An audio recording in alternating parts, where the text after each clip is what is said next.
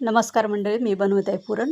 डाळ शिजून चांगली मिक्सरमधून बारीक केली आणि कढईमध्ये साखर आणि डाळ चांगली घट्ट शिजून घेतली आणि चांगला घट्ट गोळा तयार केला. चांगला घट्ट गोळा तयार केला की मग पुरण पण चांगलं होतं आणि पोळीला पण चिटकत नाही आणि पोळ्या पण एकदम छान होतात.